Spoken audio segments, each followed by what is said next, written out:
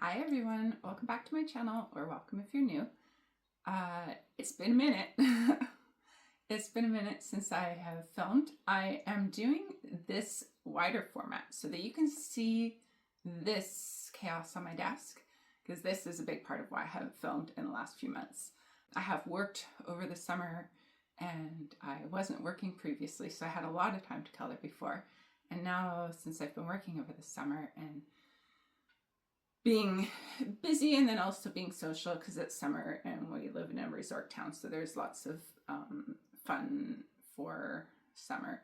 Although that's a bold-faced lie if I attempt to make you think that I do any resorty things, because I'm not out on boats and things, although we did go on a houseboat one time.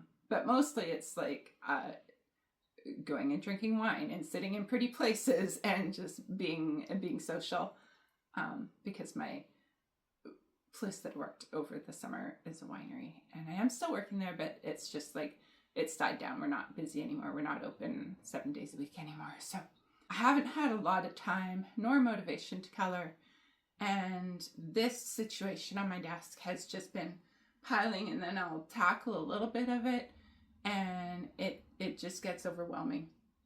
So I am going to do my completed pages today, and it's going to be a completed pages from June, July, August, September. I think some of those months I might have done one single page, or I might not have done any pages. I have colored in spurts through the period, but not a lot. So it's going to be like a mixture of things that I have done that is not a whole lot, but I have colored some pages. And these stacks, so I have made some purchases. I had also printed out a whole bunch of PDF books, and I have the poly folders that I put them in that is kind of like this this book here. I have coffee in my hand, so I can only do it one-handed.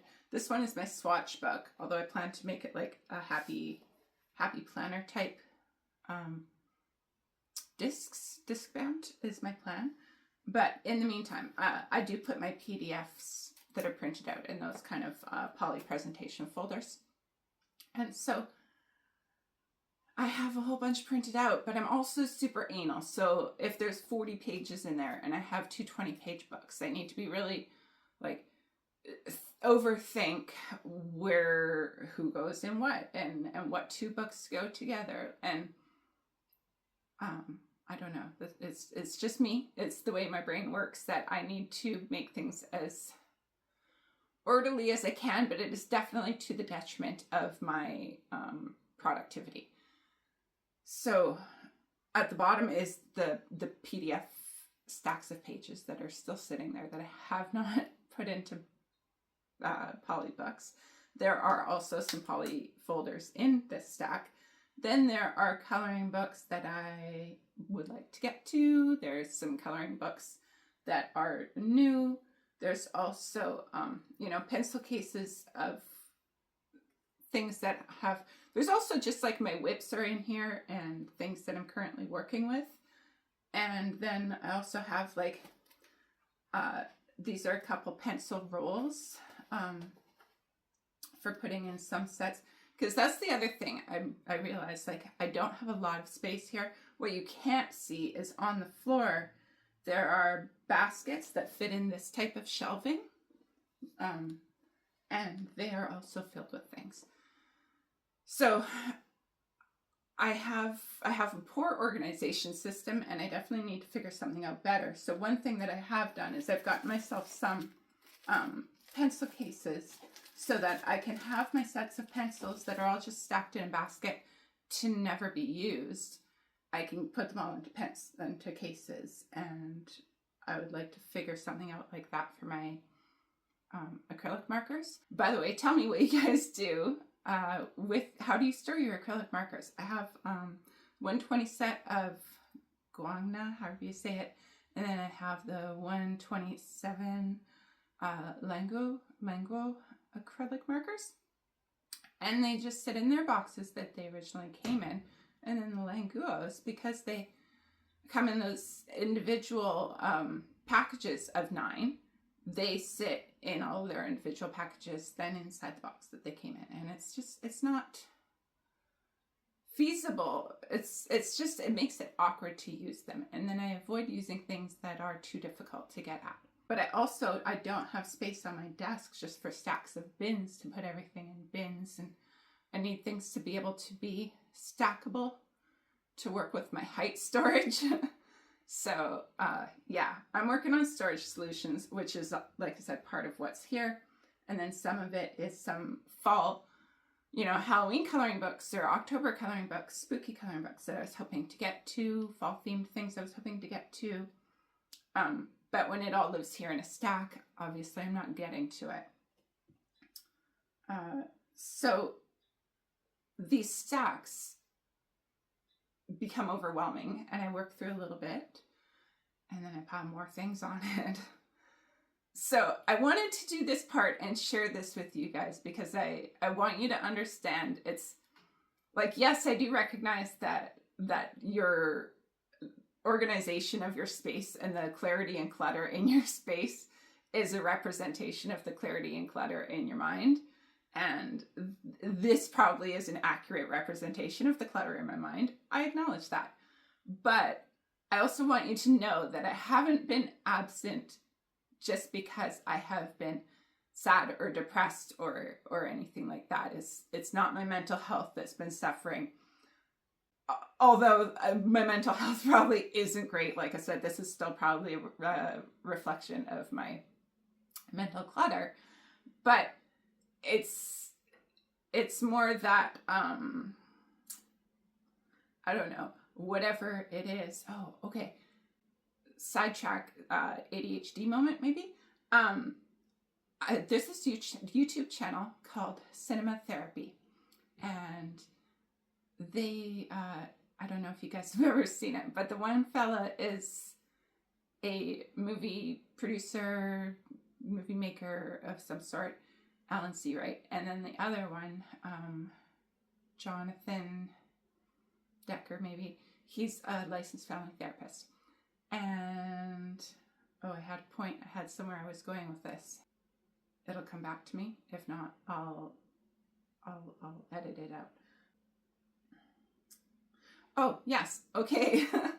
OCD. What we call OCD. So he did they did a video about Winnie the Pooh and what, us as the public diagnoses all the characters from the Winnie the Pooh, that Eeyore has depression or Tigger's ADHD and all of these things. And so when he talked about OCD, there's obsessive compulsive disorder, which is the needing to turn the lock back and forth 3 times before, believing it's locked, or that like hyper obsessive cleanliness, things like that. But then there's obsessive compulsive personality disorder. And that's what we often call OCD, but it's actually not OCD. It's a different, completely disorder. And he was saying that he doesn't even know why it has the same words in it, because it shouldn't be so similar. Anyway, that's what, when we say like, I'm super anal about this, that's what we're talking about, is this need for things to be quite particular, but it's not actually OCD. It's a different thing. It's obsessive compulsive personality disorder. And I would say that I suffer from that because it stops me dead in my tracks when I can't do something exactly the way that I need to, my brain tells me I need to do it. I can't just go and put a set of pencils in a pencil case. I have to swatch them. I have to pre-swatch them on crappy paper so that I can put them in order, and then I can put them in the pencil case in order, and then I can swatch them properly. But all of these things slow me down, because if I could just get them out of the other tin or whatever stupid case they came in and get them into a case, at least then I could get them usable. But I digress a little bit. But that's the kind of thing that slows me down. And that's what a lot of this is me being anal or obsessive compulsive personality disorder, that I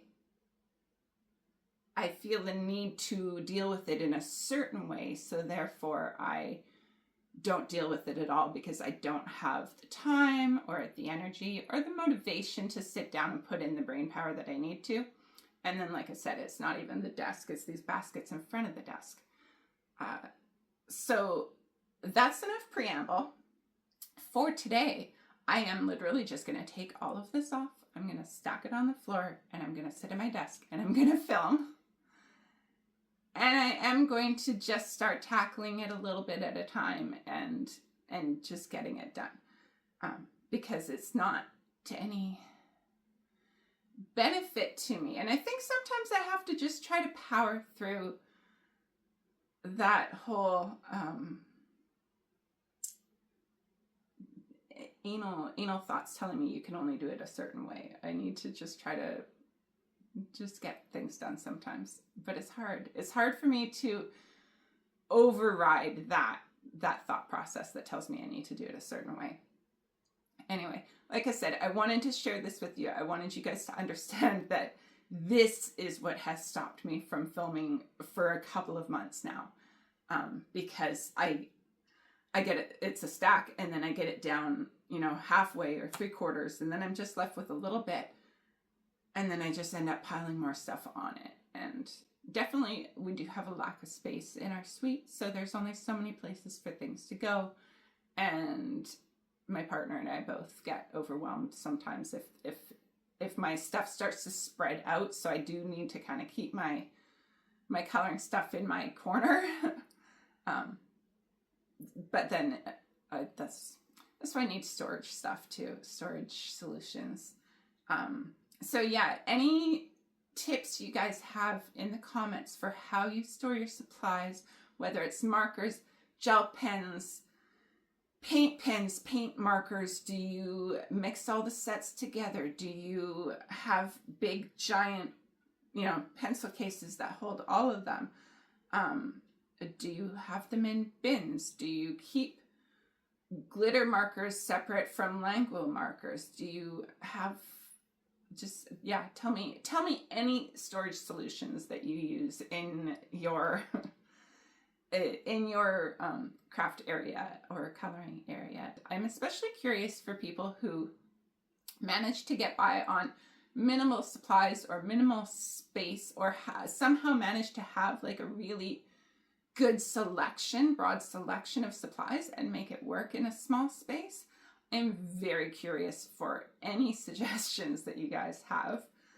But all that aside, like I said, I'm just gonna stack it over there, get some pages filmed, get a video up, and get going again.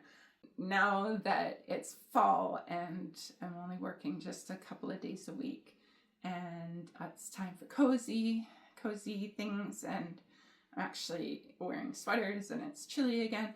So I feel like coloring. I feel like I want to get back into my hobbies more, and I do really miss you guys, and I miss interacting, and I definitely have another mental hang up that the longer I'm away, the harder it feels to get back into it. So sometimes it feels like I pull away more, or then I don't comment as much or interact as much. And it's not that